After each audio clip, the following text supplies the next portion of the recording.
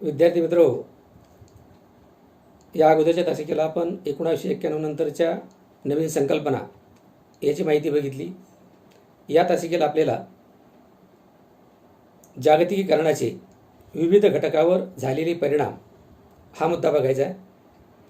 तर जागतिकीकरण म्हणजे काय याची माहिती आपण बघितलेली आहे. जागतिकीकरणामध्ये आर्थिक घटक हा महत्त्वाचा जरी असला तरी त्याचबरोबर जागतिकीकरणामध्ये आर्थिक, सामाजिक, राजकीय, शैक्षणिक, सांस्कृतिक, विज्ञान, तंत्रज्ञान आणि विचार प्रणालीविषयक बदल हे अपेक्षित असतात आणि महत्त्वाचे असतात. आणि हे सगळे घटक एकमेकावर अवलंबून असतात. त्यामुळे एका घटकाचा दुसऱ्या घटकावर साहजिकच परिणाम होतो. आपण अलीकडच्या काळामध्ये बघितलेलं आहे, चीन आणि भारत यांच्यामध्ये तणाव निर्माण झाला आणि त्या तणावाचा परिणाम हा आर्थिक क्षेत्रावर झाला. म्हणजे राजकीय क्षेत्राचा परिणाम हा आर्थिक क्षेत्रावर किंवा एखाद्या घटकाचा परिणाम अजून दुसऱ्या घटकावर आपल्याला पाहायला मिळतो. आणि म्हणून या जागतिकीकरणाचे कोणकोणते परिणाम कोणकोणत्या घटकावर झालेले आहेत याची माहिती आपल्याला आज बघायची आहे. आणि म्हणून जागतिकीकरणावर पहिला जो परिणाम झालेला आहे तो म्हणजे आर्थिक घटकावर. मग आर्थिक घटकावर कोणता परिणाम झाला, आर्थिक क्षेत्रामध्ये कोणकोणते महत्त्वाचे बदल जागतिकीकरणामुळे झाले त्याची माहिती आपल्याला आज बघायची आहे. आणि म्हणून आर्थिक क्षेत्रामधले बदल पाहत असताना पहिला जो महत्त्वाचा बदल आहे तो महत्त्वाचा बदल म्हणजे भांडवली गुंतवणुकीचा मुक्त संचार. ही जी भांडवली गुंतवणूक आहे, ही भांडवली गुंतवणूक आपण 1990च्या अगोदर जर बघितली तर त्याच्यावर खूप मर्यादा होत्या.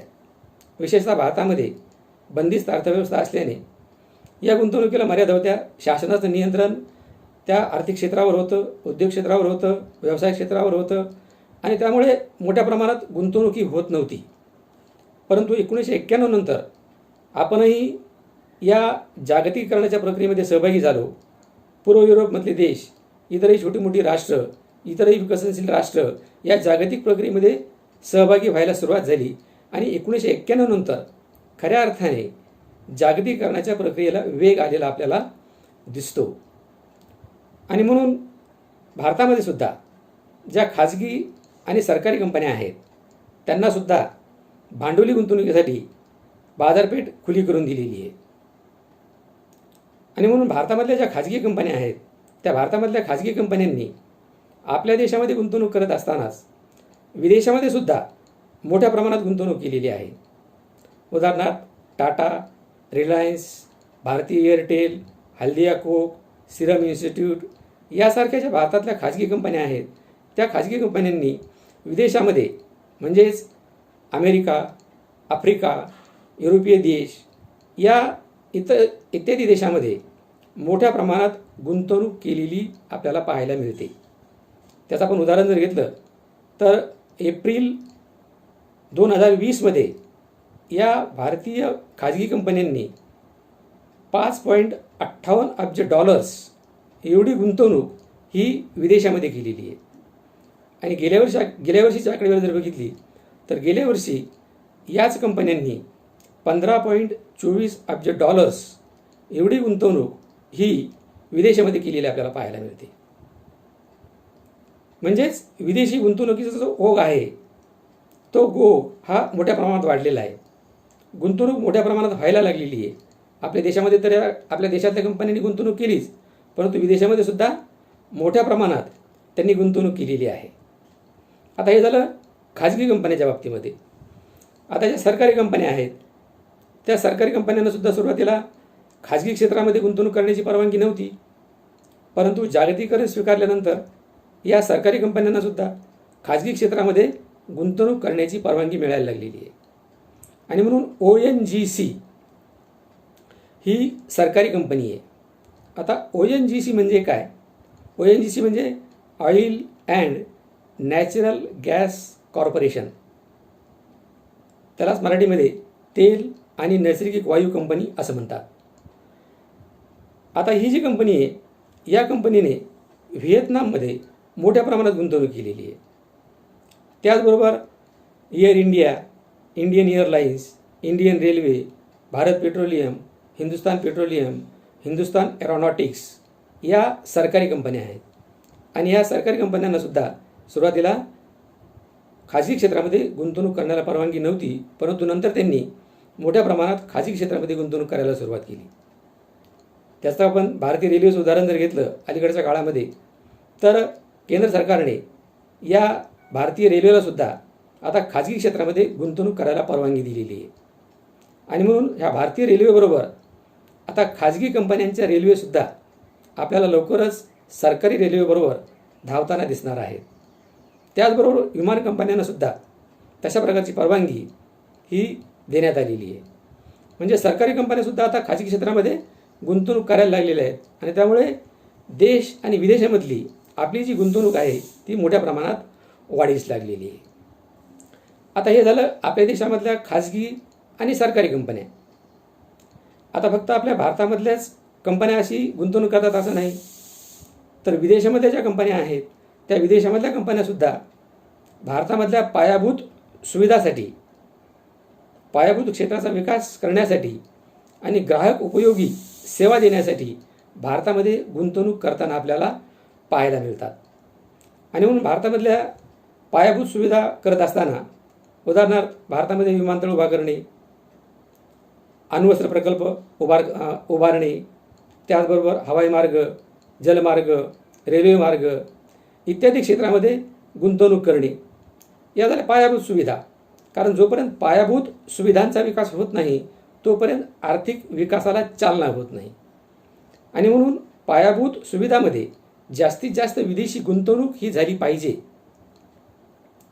त्या दृष्टिकोनातून आपला हा प्रयत्न चाललेला आहे. आणि म्हणूनच आता आपण अलीकडच्या काळामध्ये भारत चीनचा तणाव पुन्हा जर बघितला तर फक्त भारत आणि चीन यांच्यामध्येच तणाव निर्माण झालेला नाही, तर भारत आपले चीन आणि अमेरिका, चीन आणि जपान, चीन आणि व्हिएतनाम अशा अनेक राष्ट्रासोबत चीनचा तणाव निर्माण झालेला आहे. आणि त्यामुळे ज्या राष्ट्रासोबत चीनचा तणाव निर्माण झाला त्या राष्ट्रांनी चीनमधली आपली गुंतवणूक ही काढून घ्यायला सुरुवात केलेली आहे. चीनमधल्या ज्या परकीय कंपन्या आहेत त्या आता बाहेर पडायला सुरुवात झालेली आहे. आणि मग चीनमधून बाहेर पडणाऱ्या ह्या ज्या कंपन्या आहेत या कंपन्यांना आपल्या भारतामध्ये येण्याचं आवाहन आपल्या भारताचे पंतप्रधान नरेंद्र मोदी यांनी केलेलं आहे. आणि म्हणून याचा अर्थ असा आहे की भारतामध्ये जेवढी जास्तीत जास्त परकीय गुंतवणूक वाढेल तेवढ्या प्रमाणात भारताचा उद्योग क्षेत्राचा विकास होईल आणि तेवढ्याच प्रमाणामध्ये रोजगाराच्या ज्या संधी आहेत त्या रोजगाराच्या संधी ह्या निर्माण होत जातील. कारण भारतामध्ये गुंतवणूक करण्यासाठी भारतामध्ये काही मर्यादा आहेत, भांडवलाच्या मर्यादा आहेत. भारताकडे भांडवले कमी आहे आणि म्हणून भारत हा गरीब आहे. आणि म्हणून विदेशी गुंतवणुकीची आपल्याला जास्तीत जास्त गरज ही आहे. अशा प्रकारे ही जी गुंतवणूक आहे ही गुंतवणूक वाढायला लागलेली आहे आणि विदेशी कंपन्या ज्या आहेत त्यासुद्धा भारतामध्ये मोठ्या प्रमाणात आता आपल्याकडे येऊ लागलेल्या आहेत. आता ग्राहक उपयोगी क्षेत्रामध्ये आपण जर बघितलं तर ग्राहक उपयोगी क्षेत्रामध्ये सुद्धा या ज्या कंपन्या आहेत विदेशी कंपन्या त्या गुंतवणूक करायला लागलेल्या आहेत. आता ग्राहक उपयोगी क्षेत्रामध्ये कोणती गुंतवणूक आहे? उदाहरणार्थ McDonald, burger king, Pizza Hut यासारख्या ग्राहक उपयोगी सेवा क्षेत्रामध्ये विदेशी कंपन्यांनी सुद्धा आता मोठ्या प्रमाणात गुंतवणूक करायला सुरुवात केलेली आहे. आणि म्हणून काही उदाहरणादाखल पण आपण कंपन्या जर बघितल्या, टाटा जगवार रोव्हर कारखाना जो आहे तो युनायटेड किंगडममध्ये स्थापन झालेला आहे. ONGC या कंपनीने व्हिएतनाममध्ये गुंतवणूक केलेली आहे. त्याचबरोबर मायक्रोसॉफ्ट आणि नेस्ले यांनी भारतामध्ये सुद्धा मोठ्या प्रमाणात गुंतवणूक केलेली आहे. म्हणून अशा प्रकारे आपल्या देशातल्या सरकारी आणि खाजगी कंपन्यांनी विदेशामध्ये गुंतवणूक करणे आणि विदेशामधल्या सरकारी आणि खाजगी कंपन्यांनी आपल्या देशामध्ये गुंतवणूक करणे आणि त्या पद्धतीने हा जो भांडवली गुंतवणुकीचा जो व्यापार आहे तो मोठ्या प्रमाणात निर्माण करणे आणि आपला आर्थिक विकास करणे हाच त्या पाठीमागचा उद्देश आहे. तोच जागतिकीकरणाचा उद्देश आहे. आणि त्यामुळे जागतिकीकरणाचा सगळ्यात मोठा जो सगळ्यात परिणाम झाला असेल तर तो म्हणजे भांडवली गुंतवणुकीवर झालेला परिणाम. तर धन्यवाद मित्रांनो, या ठिकाणी आपण थांबू. यानंतरचा भाग आपण उद्याच्या तासिकेला बघू.